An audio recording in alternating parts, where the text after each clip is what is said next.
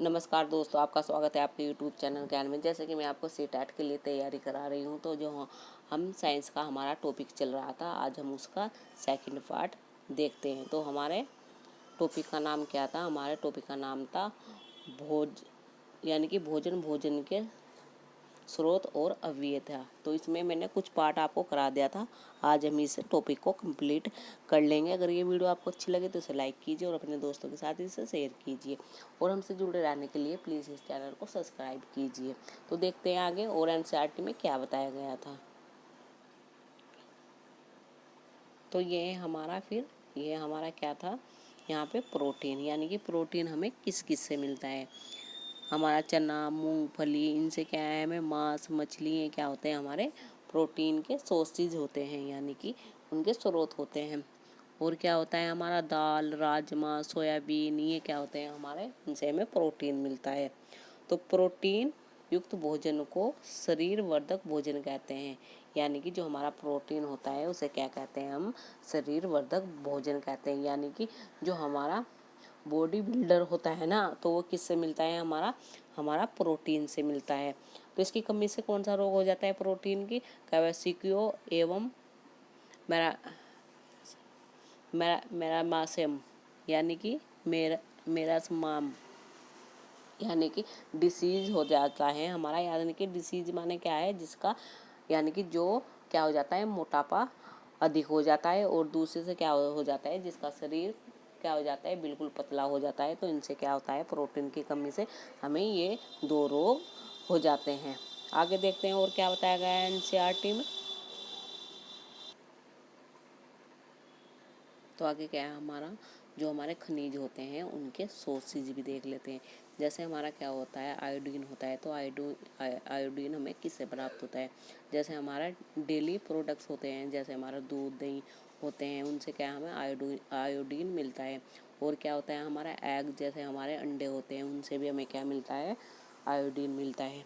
फिर क्या देख लेते हैं, फास्फोरस, यानी कि फास्फोरस हमें किससे मिलता है? जैसे हमारे डेली प्रोडक्ट्स होते हैं, मीट होती है, मछली होती है, मांस होता है, अंडे होते हैं, और वेजिटेबल वगैरह होते हैं, और हमारे गेहूँ होते हैं। इनसे क्या मिलता है, हमें फास्फोरस प्राप्त होता है। इसलिए हमें ये क्या है, डेली खाने चाहिए। डेली हमें घी दूध तो लेना ही चाहिए। फिर क्या है, हमारा आयरन, यानी कि आयरन हमें किससे प्राप्त होता है? जैसे हमारे लीवर होता है, जो मछली का लीवर होता है ना, उससे हमें आयरन प्राप्त होता है। मांस से होता है, पम्पकिन से, सीड से, बीज से, और जैगीर से, यानी कि हमारा जो गुड़ होता है उससे भी हमें क्या मिलता है, आयरन प्राप्त होता है। तो ये क्या है, हमारे जो खनिज होते हैं, हमें किस किस से प्राप्त होते हैं, उसके ये क्या है, हमारे स्रोत है। यानी कि ये एग्जाम्पल तो आप लोगों को पता ही होना चाहिए, क्योंकि ये पेपर में क्या है, 1-2 क्वेश्चन इनसे मिल जाता है। ये हमें दे रखे हैं, हमें फास्फोरस किससे प्राप्त होते हैं, कैल्शियम किससे प्राप्त होते हैं, और कुछ खनिज जैसे हमारा अंडा, दूध है, तो ये तो हमें लेना ही चाहिए। आगे देखते हैं और एनसीईआरटी में क्या बताया गया है। अब क्या है हमारा मंड और शर्करा, यानी कि जो भी हम कोई भोजन करते हैं ना, तो उसमें क्या होता है, हमारा मंड या शर्करा होता है। तो उसे टेस्ट करने के लिए क्या करेंगे हम, जो हमारा भोजन होता है, यानी कि जो हमारा उसमें क्या होता है, मुख्य रूप से कार्बोहाइड्रेट, यानी कि जैसे हमारा क्या होगा, आलू होगा और चावल होगा, तो उसमें क्या होता है, हमारा कार्बोहाइड्रेट होता है। तो यानी कि उसमें क्या होगा, हमारा मंड या शर्करा होगा के रूप में होता है, जिसमें हमारा मुख्य रूप से कार्बोहाइड्रेट होता है। तो उसमें हमारा क्या होता है, स्टार्च होता है हमारा, और मंड होता है। तो उसे टेस्ट करने के लिए क्या करेंगे हम, तो उसे हम पता लगाने के लिए कि इसमें मंड या शर्करा है, तो उसका हम क्या करेंगे, टेस्ट करेंगे। तो मंड में क्या करेंगे, हम आयोडीन विलयन की 2 या 3 बूंदें डालेंगे। जैसे हमारा क्या है, हमारा चावल है, तो उसे क्या करेंगे हम, अगर हम उसे बना लेते हैं, तो उसमें क्या करेंगे हम, जो आयोडीन होता है ना हमारा विलयन, उसकी क्या करेंगे, 2 या 3 बूंदें डालेंगे। अगर उसका रंग क्या है, नीला या काला होता है, तो उसमें क्या होता है, हमारा मंड उपस्थित है।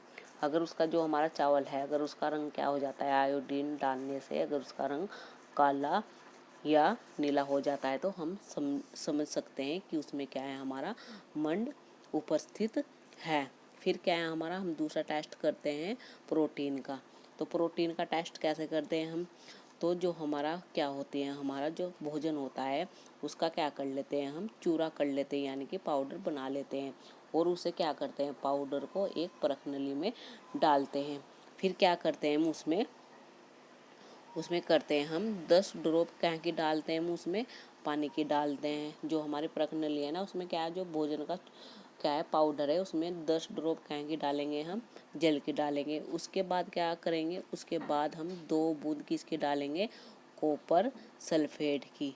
फिर उसके बाद क्या की डालेंगे, हम पानी डालने के बाद उसकी 2 बूंदे डालेंगे कॉपर सल्फेट की।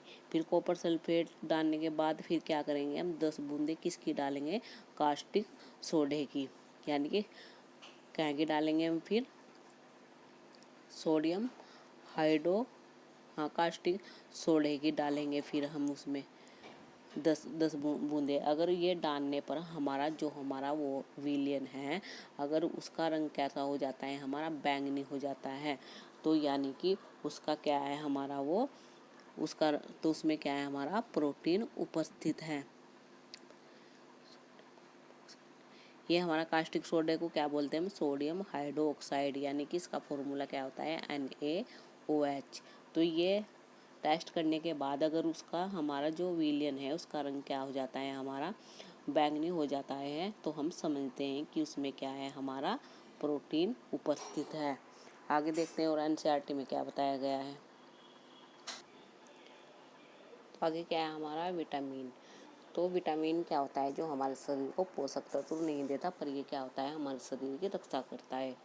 किससे रक्षा करता है, जो रोगों से हमारे शरीर की क्या करता है, ये रक्षा करता है। विटामिन हमारी आँखों, अस्थियों, दांत और मसूड़ों को स्वस्थ रखने में क्या करता है, हमारी सहायता करता है। इसकी क्या होती है, इसकी हमारे शरीर को आवश्यकता अल्प मात्रा में होती है, यानी कि लिमिट में होती है। ज़्यादा नहीं आवश्यकता होती है, पर अल्प मात्रा में इसकी क्या होती है, हमारे शरीर को आवश्यकता होती है। जैसे कि हमें ये टेबल दिखाई गई है, तो इसमें क्या है, हमारे ये विटामिन के नाम दिए गए हैं और इनसे संबंधित जो हमें रोग है में बताए गए हैं। जैसे हमारा क्या है, पहला विटामिन ए है। इससे क्या है, हमारी जो आँखों पर क्या होती है, इसमें दृष्टिहीनता आ जाती है, यानी कि कमजोरी आ जाती है, दृष्टि चली जाती है और रात में हमें क्या कम दिखाई देने लगता है। कभी कभी पूरी तरह से क्या होता है, हमारी आँखों से देखना बंद हो जाता है। किससे, विटामिन ए की कमी से। फिर क्या है हमारा विटामिन बी की कमी से क्या होता है, कौन सा रोग होता है, बेरी होता है। इससे क्या होती है, जो हमारी मांसपेशियाँ क्या करती है, काम करने की ऊर्जा में कमी लाती है। विटामिन बी से क्या होता है, बेरी रोग, जो क्या होता है, जो हमारे मांसपेशियाँ होती है ना, उसकी काम करने की ऊर्जा को क्या कर देती है, कम कम कर देती है। और विटामिन सी की कमी से क्या होता है, स्कर्वी रोग होता है। इसमें क्या होता है, जैसे हमारे मसूड़ों में खून आना, घाव में भरने में क्या लगता है, अधिक समय लगता है, जो हमारा क्या होता है, विटामिन सी की कमी से होता है। फिर क्या होता है हमारा विटामिन डी, रिक्टेस रोग हो जाता है। इससे क्या होता है, जो अस्थियों का क्या हो जाता है, मुलायम होकर मुड़ जाना, यानी कि जो हमारी अस्थि होती है, हड्डियाँ होती है, उसमें क्या हो जाते हैं, मुलायम हो जाती है और वे मुड़ना शुरू हो जाती है। कैल्शियम की कमी से क्या होती है, हमारे अस्थियाँ में जो हमारी कमजोरी होती है, यानी कि जो हमारी हड्डियों में, अस्थियों में क्या आ जाती है, कमजोरी आ जाती है। आयोडीन से क्या होता है, हमारा घेंगा रोग होता है। इसमें क्या होता है, गर्दन की ग्रंथि का फूल जाना और बच्चों में मानसिक विकलांगता आना, यानी कि जो आयोडीन की कमी से क्या होते हैं, हमारी गर्दन की ग्रंथियाँ क्या है, फूलना शुरू कर देती है और बच्चों की मानसिक विकलांगता आ जाती है। और लोहे से क्या होता है, हमारा एमीनिया रोग होता है। इसमें क्या होता है, हमें कमजोरी महसूस होती है, यानी कि जो हमारा लोहा होता है उससे हमें एमीनिया हो जाता है रोग। और क्या हो जाता है, रक्ता भी बोलते हैं इसे, और एमीनिया रोग, इसमें क्या होता है, हमें कमजोरी महसूस होती है।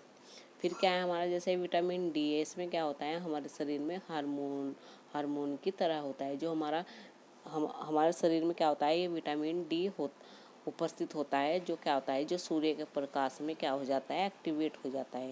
यानी कि विटामिन हमारे शरीर में पहले से ही होता है, और जब हम सूर्य के प्रकाश में बैठते हैं तो ये क्या हो जाता है, एक्टिवेट। फिर क्या है हमारा विटामिन बी एंड सी, यानी कि जो ये क्या होता है, जल में घुलनशील, यानी कि जो हमारे जल में घुलनशील विटामिन कौन कौन से हैं हमारे, बी और सी। और एक होता है हमारा फैट में, यानी कि वसा में विटामिन कौन से घुलनशील होते हैं, जो यानी कि बी के बाद जो भी और बचते हैं वे क्या में होते हैं, हमारे विटामिन वे होते हैं हमारे वसा में घुलनशील होते हैं। फिर हम क्या है, जो चावलों को हम क्या करते हैं, बार बार धोते हैं तो उसमें क्या हो जाता है, उसमें B1 क्या हो जाता है, लॉस हो जाता है। इसलिए कहते हैं कि चावलों को बार बार नहीं धोना चाहिए, उससे क्या हो जाता है, जो उसमें जो हमारा विटामिन बी होती है ना, तो उसमें क्या हो जाता है, वो उसमें लॉस हो जाता है। तो ये इसमें क्या है, टेबल दी गई थी, इसमें से क्या होता है, ये एक दो क्वेश्चन पेपर में हर बार बन जाता है, तो आप इस टेबल को अच्छी तरह से देख लेना, और इनके जो रोग होते हैं और इनकी कमी से जो रोग होते हैं और इनके नाम अच्छी तरह से क्या कर लेना, याद कर लेना। और जो ये घुलनशील वाला है ना, यानी कि जल में कौन कौन से विटामिन घुलनशील होते हैं, ये बहुत इंपॉर्टेंट होता है, ये हर बार पेपर में पूछे जाते हैं। तो विटामिन बी और सी क्या होते हैं, जल में घुलनशील, और जो हमारा ए होता है, डी होता है, और जो हमारे और विटामिन होते हैं वे क्या में होते हैं, वसा में घुलनशील होते हैं। आगे देखते हैं और एनसीईआरटी में क्या बताया गया है। तो आगे हमें एनसीईआरटी में ये दिया गया है, क्या है, संतुलित आहार किसे कहते हैं। संतुलित आहार यानी कि हमारे आहार में सभी पोषक तत्व उचित मात्रा में होने चाहिए, इनकी हमारे शरीर को आवश्यकता है, क्यों कोई भी पोषक तत्व ना तो आवश्यकता से अधिक हो और ना ही कम हो। हमारे शरीर में पर्याप्त मात्रा में रुद्रांश तथा जल भी होना चाहिए। इस प्रकार के आहार को क्या कहते हैं, संतुलित आहार। तो देखिए, जैसे कि हमारे क्या होता है, हाँ, हमारे भोजन में क्या होना चाहिए, चावल भी होना चाहिए, चपाती भी होना चाहिए, सलाद भी होना चाहिए, और क्या हमारा दही मट्ठा भी होना चाहिए, यानी कि ये पर्याप्त मात्रा में होना चाहिए, ना तो इससे अधिक होना चाहिए और ना ही इससे कम होना चाहिए। तो इसी आहार को क्या कहते हैं, हम संतुलित आहार कहते हैं। फिर क्या दिया गया है, तो नोट में हमें दिया गया है, नोट में हमारा क्या है, तो नोट में हमारा छिलका उतार कर यदि सब्जी और फलों को धोया जाता है तो यह संभव है कि उनके कुछ विटामिन नष्ट हो जाते हैं, क्योंकि सब्जियां और फलों की त्वचा में कई महत्वपूर्ण विटामिन तथा खनिज लवण होते हैं। तो कहने का मतलब ये है, जो हमारे सब्जी होती है और जो हमारे फल होते हैं उन्हें छिलका उतार कर नहीं धोना चाहिए, क्योंकि उनमें क्या होते हैं, विटामिन होते हैं और खनिज होते हैं, और धोने के बाद में क्या हो जाते हैं, नष्ट हो जाते हैं। इसलिए सब्जी और फलों को पहले ही छिलके के साथ ही धोना चाहिए, उसके बाद से काटने के बाद नहीं धोना चाहिए। तो ये मैंने आपको चैप्टर फूड का आज कंप्लीट करा दिया है। तो 2 क्लास में मैंने आपको ये कराया है। पिछले पार्ट में मैंने आपको पिछली क्लास में करा दिया था, और ये सेकंड पार्ट मैंने आज आपको इसमें कंप्लीट करा दिया है। तो आई होप आपको ये अच्छी तरह से समझ में आया होगा फूड वाला चैप्टर। तो अगर ये वीडियो आपको अच्छे लगे तो इसे लाइक कीजिए और अपने दोस्तों के साथ इसे शेयर कीजिए, और हमसे जुड़े रहने के लिए प्लीज़ इस चैनल को सब्सक्राइब कीजिए। तो धन्यवाद इस वीडियो को देखने के लिए।